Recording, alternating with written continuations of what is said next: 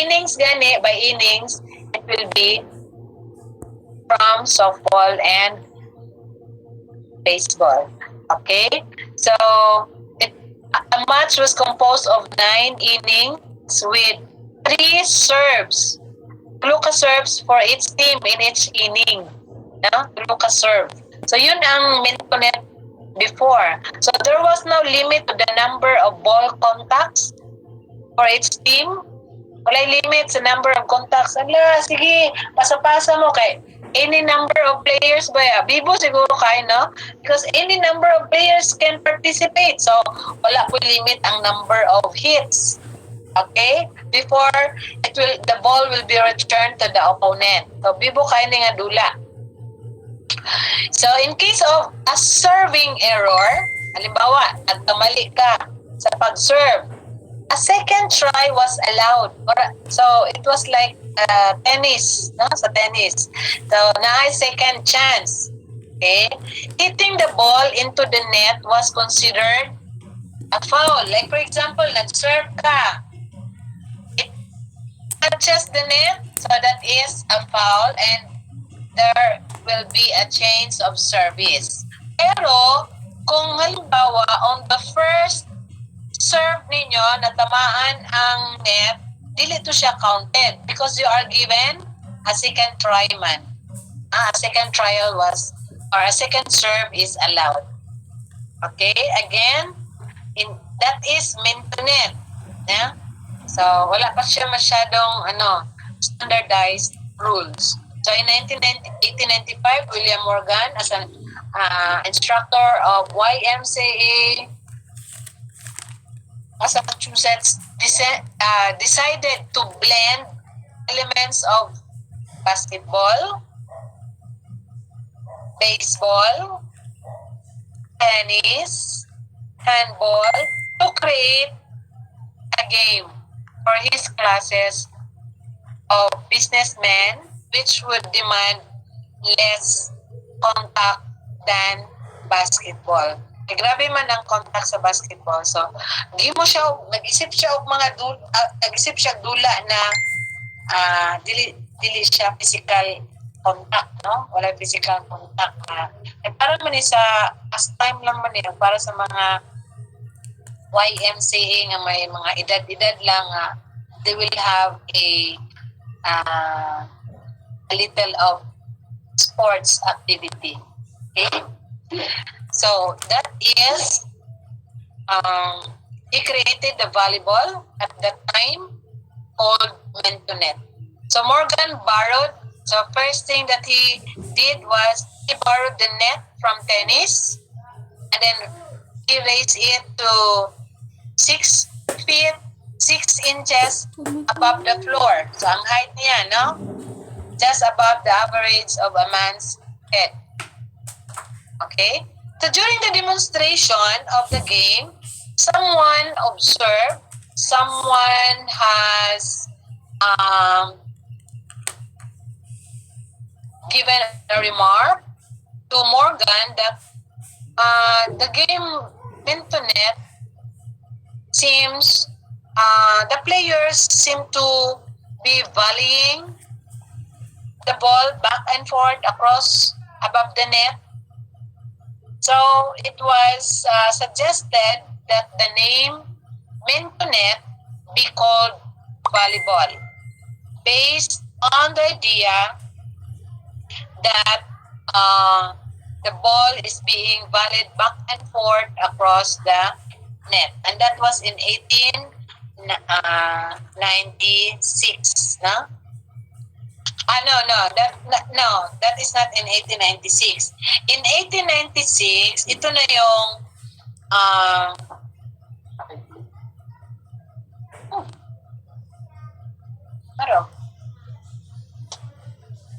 ito sa ilalong ka.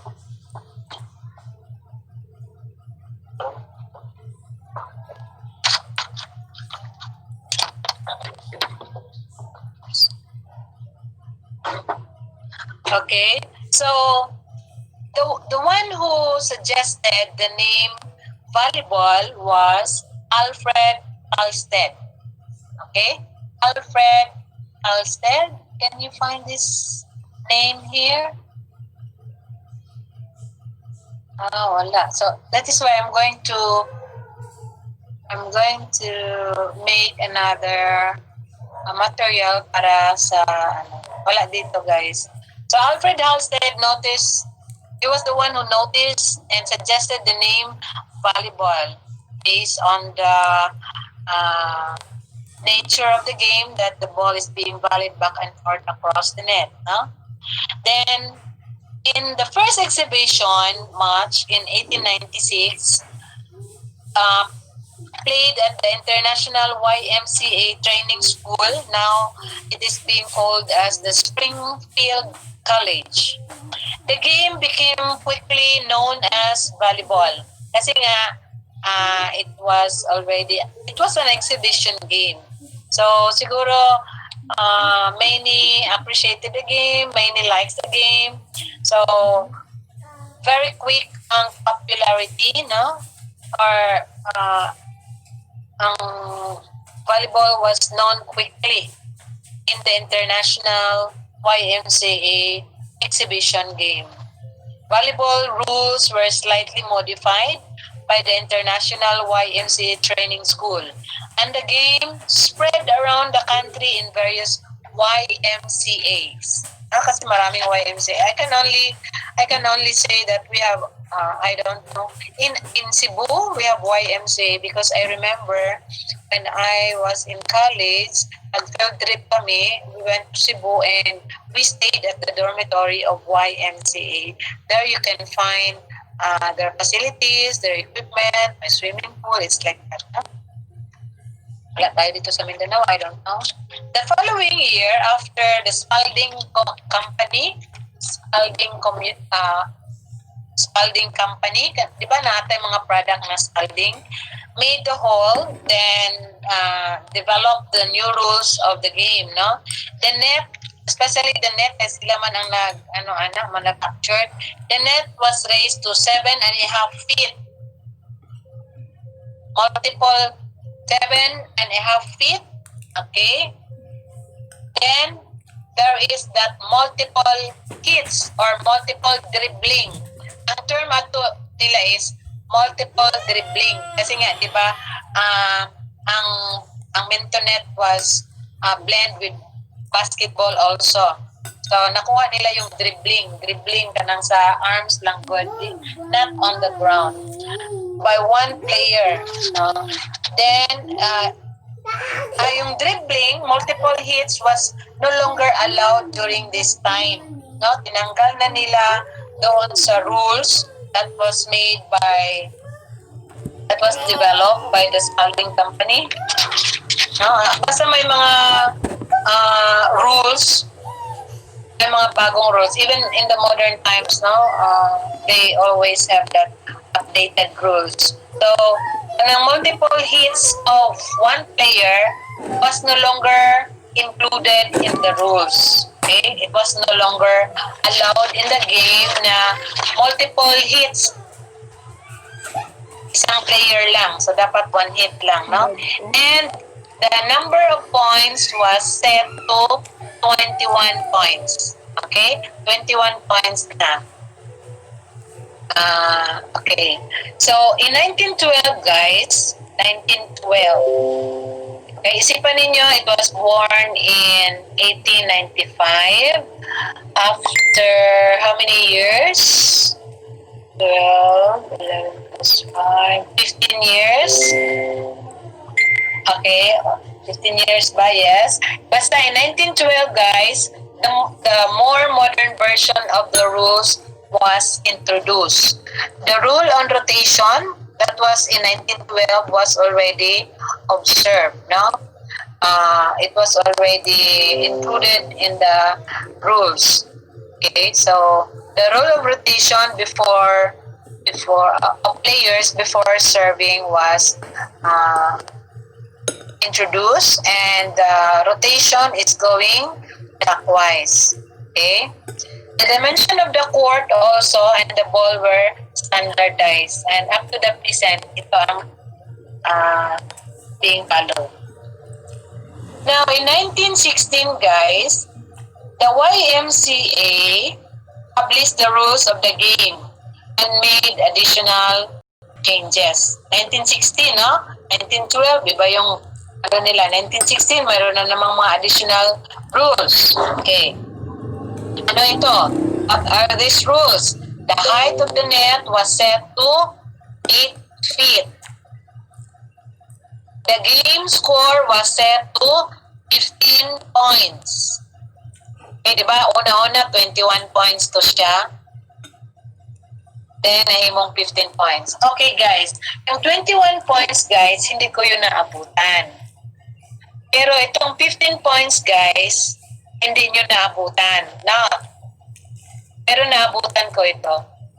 Naabutan ko ito. Ang 15 points bago nag 25 points and nag-rally points na. So, meaning, dito sa 15 points, maliit lang yung points to a game, pero matagal siya matapos. Why? Because the rally, the scoring here is side out. Side out. Ito, mayroon akong scoring dito. Side out scoring.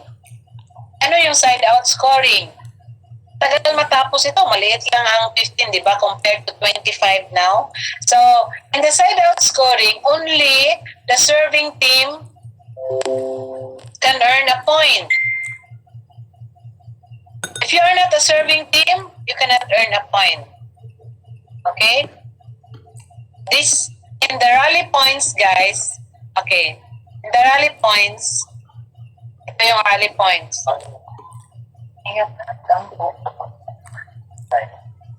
Alito ko hanggang okay, kuhan, kamutin or bias ba?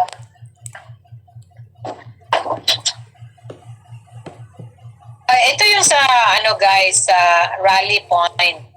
Ang rally point, ito na yung being practiced ngayon, no? The team winning a rally scores a point. Okay? Like for example, if we say rally point, every time a team committed an error, fault, or foul, then that is a point against the team who committed the error or foul or fault. Okay? So, mabilis ang scoring sa rally point compared to side-out scoring. Ako ninyo, like for example, Team A, Team B.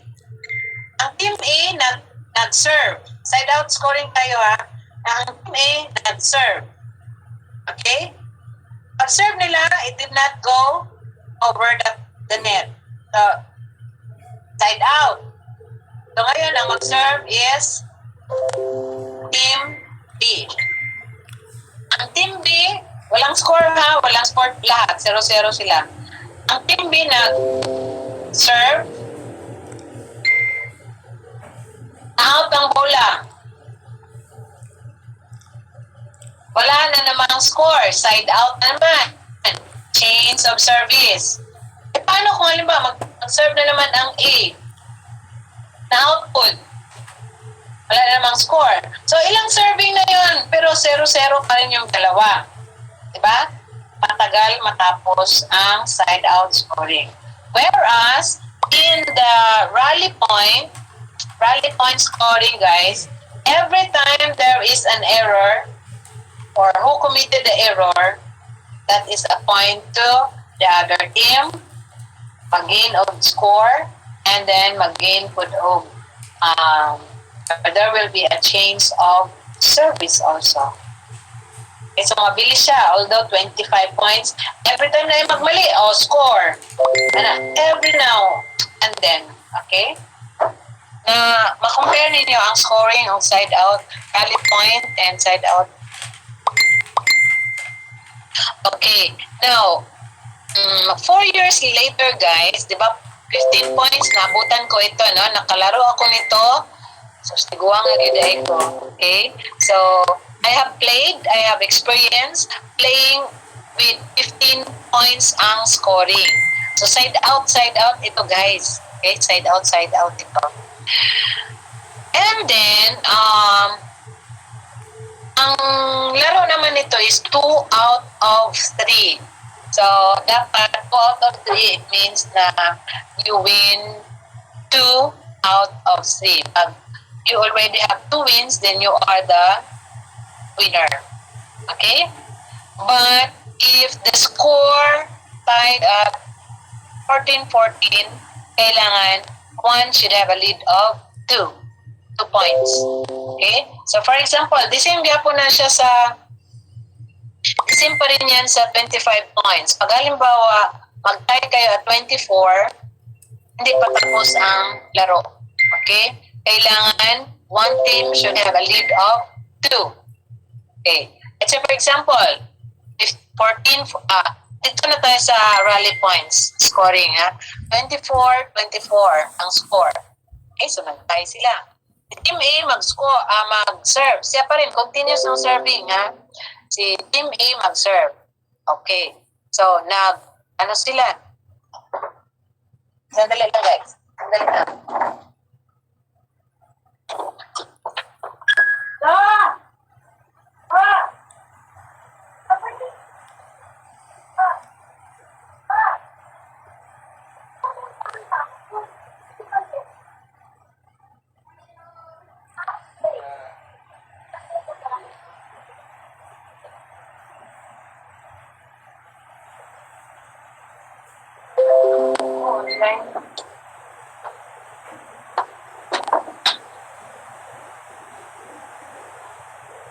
Okay. So, saan tayo? Number of... Ano tayo, Chris? Wala na tao! Where are the people here? Guys, huwag niyo akong iwanan! Mag-online. Open your cam, guys! Meron na panig baliw, guys! Guys, open your cam. Para akong baliw. Okay, so thank you. Nag-isa lang akong estudyante dire. Isa lang dyan nag-open ba? Tayo lang mo, Ang load na dyan ko sa inyo, Dyan mo magpakita sa ako, Ako si Onta, dyan mo. Yan. Okay, thank you for opening your camera. Okay, so naabutan ko itong 15 points, then ang 21 points at 25 points also, no? Just like sa badminton. Kasi ang badminton and volleyball parang halos yan siya, parang naka-pattern yung badminton sa volleyball. So, nung mag-rally points ang volleyball, nag-rally points na po ang badminton. We used to have 11 points sa women singles before in badminton and 15 points sa lalaki. Okay? Then ngayon, men and women, 21 points na siya, rally points. No? So, tumaas yung score to a game, pero mabilis matapos actually yung rally points. Kasi every time na magmali ang kalaban, score man sa kalaban. So, parang ganyan lang yan, no? Mabilis magtaas ang score compared to side out. Okay. Now, the first Pan-Asian game, Pan-Asian game, Pan-Asian game, it was held in 1917, no? It was participated by the Philippines and China. In the Pan-Asian game, ito yung laro nila sa Pan-Asian game, guys. It is a 16-man volleyball system. It was implemented, which means that there are 32 players involved. No? 16 players for each side. Okay, yan sa Pan-Asian. Then in 1927, there is also the Far Eastern Game Rules. Okay? So, these were adopted in the Philippines until 1936. There were 9 players. Sa kuha siya guys sa Far Eastern Games, there were 9 players on one side. So, 18 players in all, no? 9. So, there were, during this time, 21 points to a set. 21 points to a set. Kanang one set per set, second set ka naman. Set, then exchange, court sila. There were 9, a player was given an extra serve if he misses the first one. Para katong sa mintonet siya, no? Just like a tennis serve na you are given a second chance, a second try in your serve. And during this Far Eastern game rules, there is no rotation. Diba 9 players sila? Wala silang rotation. And the court was 21 meters by 11 meters. 21 meters by 11 meters. Yun ang court nila. Okay?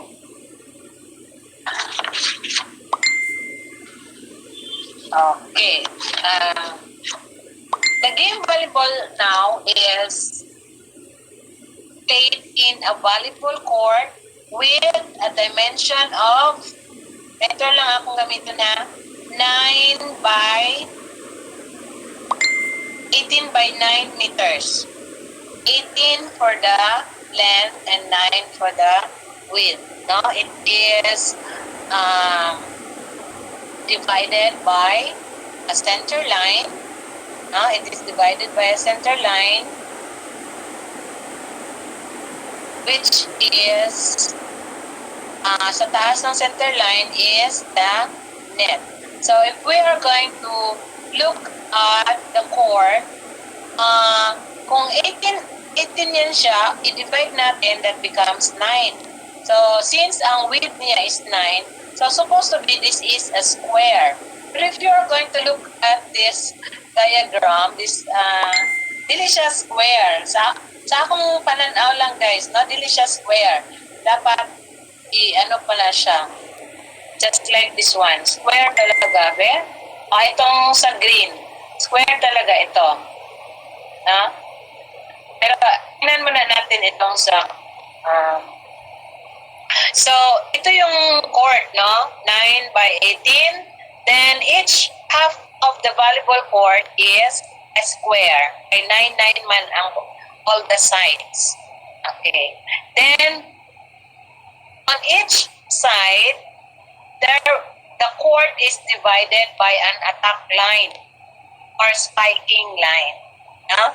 So the dimension from the center line to the attack line is 3 meters. So the remaining area at the back is 6 meters. Total of 9. Okay. Those players who are the court is also divided into 2 areas. What are these areas? The front row areas, which the front row players are positioned, and then at the back, that is the back row area, and the players are the 165. These are the back row players. Okay? So, ito yung mga position ng mga players natin, guys. So, 1, 2, 3, 4, 5, 6. So, there are 6 players. And there are also 6 substitutes, actually, no? So, a team will be composed of 12 players. Okay? A team is composed of 12 players. 6 on court, 6 substitute. Okay? 6 on court, 6 substitutes. And there are also 6 substitutions. Okay, there are 6 substitutes man. So, 6 times po ka call or ask for substitution. Okay. So, the sideline is 18. The end line is 9. Now, the position of players, 1, 2, 3, 4, 5, 6. 1 is the right, if you're facing the net, right back player. Number 2 is the right front player, usually the setter, and spiker. 3 is the center front player, usually the setter. And 4 also is the left front player, also a spiker. 5 is right back player. And 6 is the center back player or the libero. Okay? Okay. Number 6 is actually the best player because usually she is the one who will receive the first ball. Usually, ang bola pupunta talaga sa center back. Okay? So, dapat ang libero is always prepared, no? And you can notice also that libero has a different color of the shirt. Iba doon sa 5 players. Okay? So, that is the normal positioning. Positioning lang yan, guys. But, of course, during play, defensive man or offensive, you can change the position. It's either mag-forward si number 6 o mag-backward ba or yan. Basta, dili maglampas ang ano na siya rules na ito yung lugar ninyo na if possible, hindi mag-overlap doon sa ang kasihan anak, guys. Like for example, back row player and the front row player, if they are going to switch, then kailangan makita yung paa na mas majority pa rin yung position ng paa ng isa. Or else kung mulampas ang isa, violation yan siya. Okay? Then, the attack line is 3 meters and parallel to the net. Okay. So, nabigay ko na yan.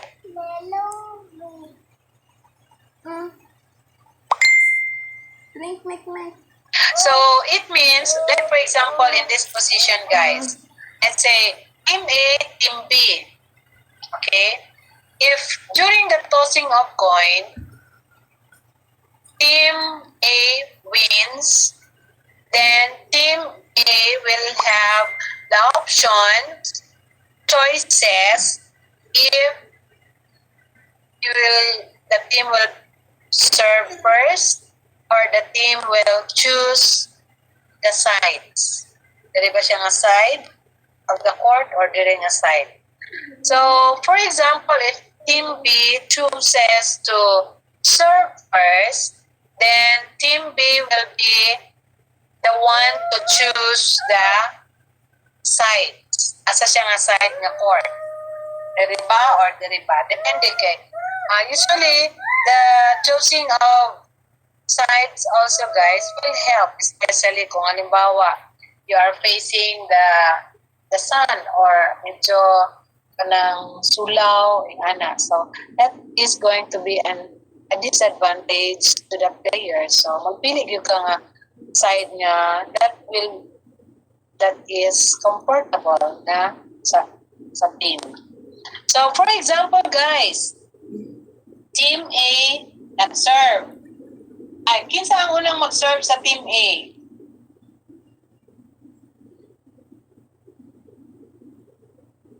Number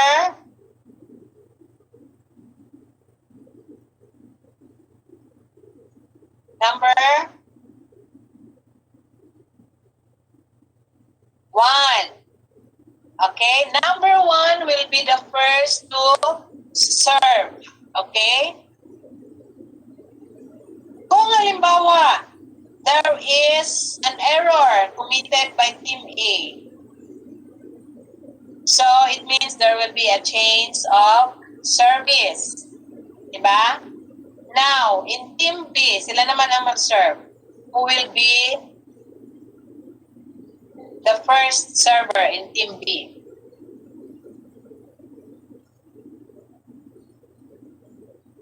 Number 5? Kino, ansay mo number, kamay lang. Taas, number. Taas mo kamay mo. Tsaka number. Sa nga number? Ikaw, Kesha, ang sa nga number? Number 1. Ikaw, oh, number 1. Okay. Ikaw, Constantino? 1 also. From 5. Okay, guys. Nobody got the correct answer. Number 2 will be the next. Will be the first server pag mayroon. It means na mayroon, that will be the start na mag-rotate na sila. Okay? Going clockwise. Ano ha? Sabi ani sa quiz. Number 2 will be, mag-rotate na sila. Yan. So number 2 na ang mag-serve. Kasi usually, pag halimbawa sa klase, ito ang excited na mag-serve. Si number 1. Hindi siya mag-serve. Kaya naman, ang 1 naka-serve na dire. So pag change of service, mag-rotate na sila. Okay? That is very clear. So the team courts is surrounded by an area called the free zone. Free zone na ang tawag doon sa area. Ito, palitan ko. Na, wala. Surrounding the boundaries of the volleyball court. Okay? And, usually man kasi sa atin, especially in our volleyball court, masyadong masikip, no? So dapat, if this is our volleyball court, okay, yan ang volleyball court natin. Meron siyang 3 meters actually. 3 meters na free zone. If you are going to look at the attack line area, pareho ang iyang measurement diri sa gawas. Sa sideline. No, sa sideline. That is 3 meters free zone. Okay? Ang tuwa kayo, tanaw tag-volleyball sa tuwa kayo, doon na kayo sa sideline. Okay, excited kayo. So dapat, free zone yan siya, walang tao dyan. Kasi, pwede pang habulin ang bola paglalabas. No? Kung naka-first hit siya, pumunta sa labas, pwede pang habulin yan. Provided, wala yung mga tao dyan na mabanggaan. Okay.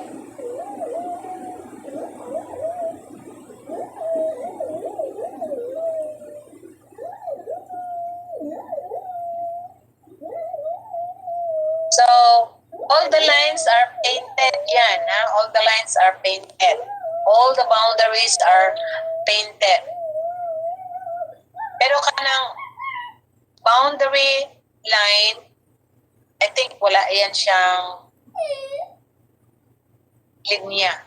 Kana lang volleyball court lang talaga, and then yung broken lines. Okay? Okay guys, ito. If the ball comes in contact with the line, no? Nakapintura man yung mga linya niyan, and then may point 0.05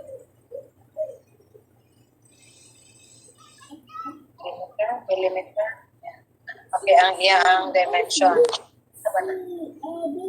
2 inches. Para mga 2 inches. Na? So, if the ball comes in contact with the line, the ball is considered in or out. In or out ang bola pag the ball touches the line. Signal lang, signal. In. Okay. In, ma'am. In, ma'am. Ay, nanigo sila. Very good. Naminaw, Judy ay.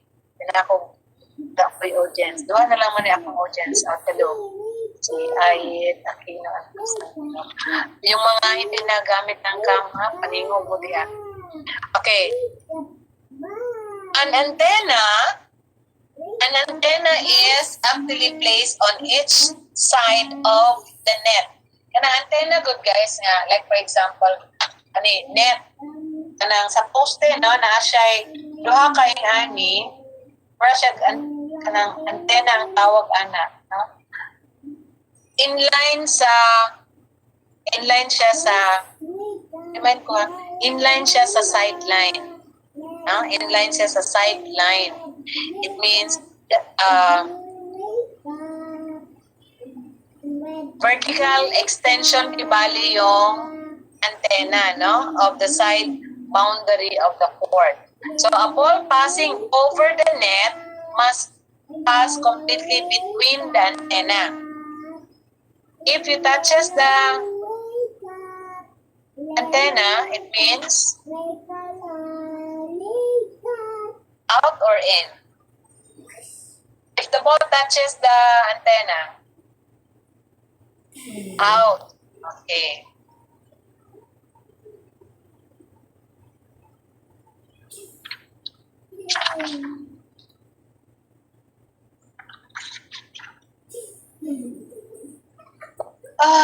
Okay. Ready? Are you all here? Okay. I-discuss na lang natin itong cord. Itong sa green na ano hindi siya masyadong klaro guys, pero if you look at the cord, no? The whole of the cord, including the benches of the team, okay? If makita ninyo yung bilog na white, that is the position of the referee. In front of the ito yung nasa high chair, parang high chair siya, nakatayo siya dyan. Okay? Ganun naaman siya sa pinakataas, pinakasikat siya, pinaka-powerful. He is the referee, he is the one who controls the game. He is the one who manages the game. No? Lahat ng mga questions, he is going to make the decisions. Okay? Lahat, no? Kasi siya ang may control. Now, in front sa kanya, ay bilog na puti pa rin, that is the, ano yan siya?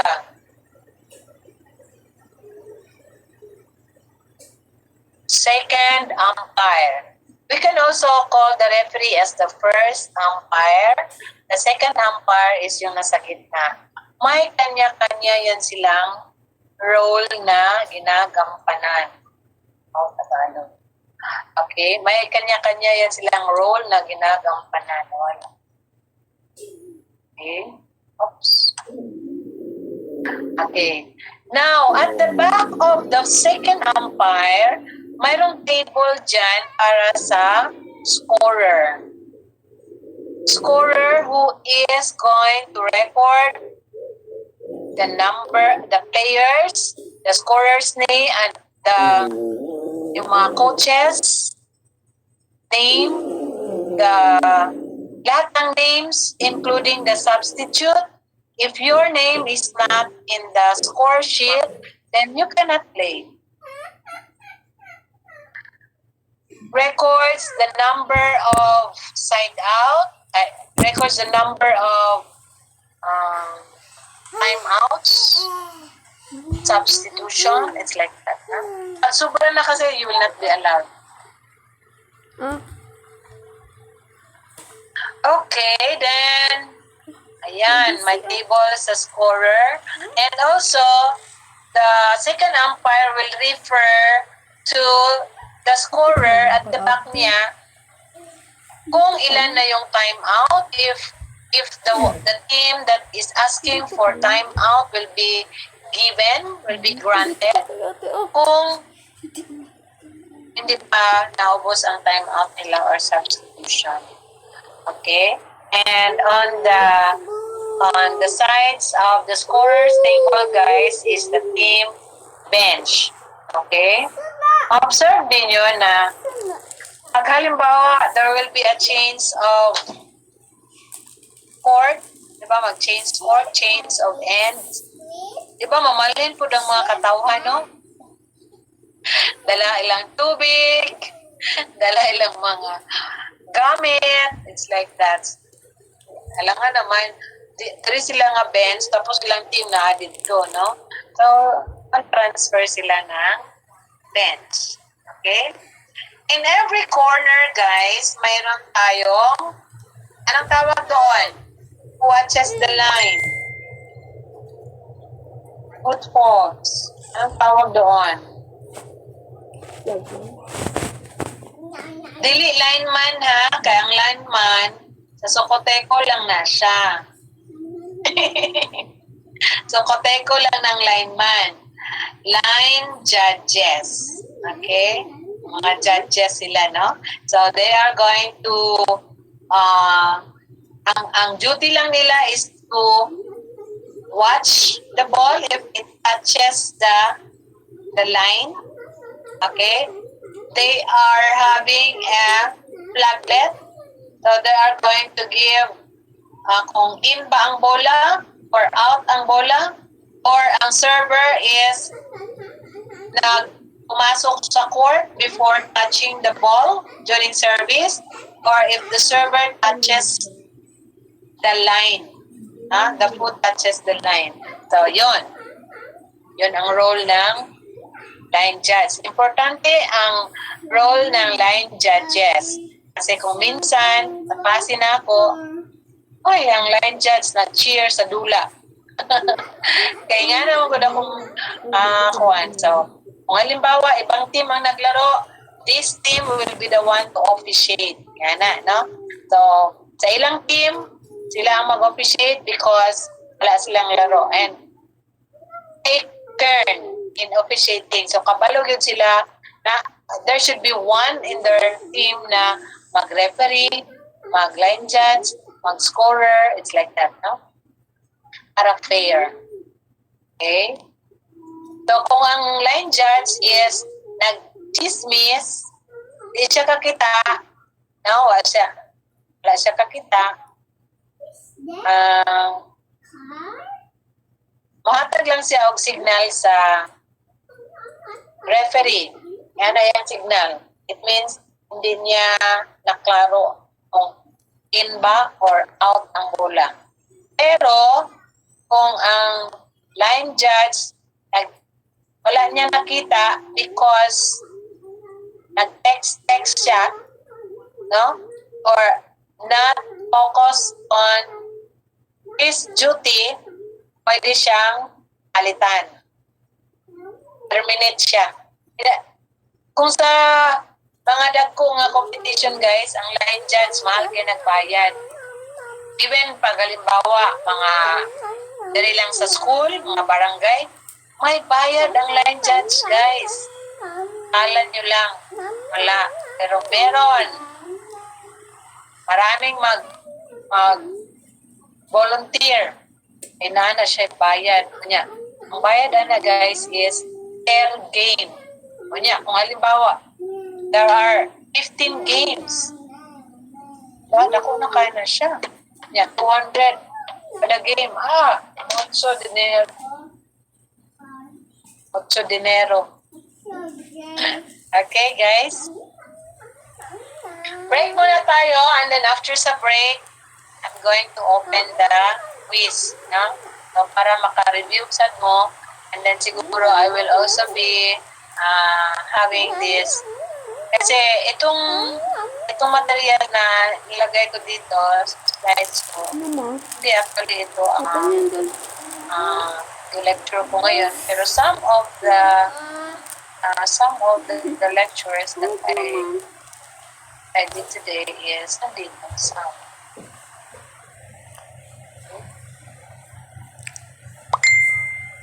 Pero 10 questions lang man yun, madali lang yan. Kaya ganin ninyo yan in 5 seconds. 1 second per number. I promise, madali lang yung exam ninyo. Pero naday ko i-edit dito. Wait ha, ako i-edit. Multiple choice, ma'am. Yes! Yes, kayo. Ano ang true or false o multiple choice, guys? Kala ko i-edit.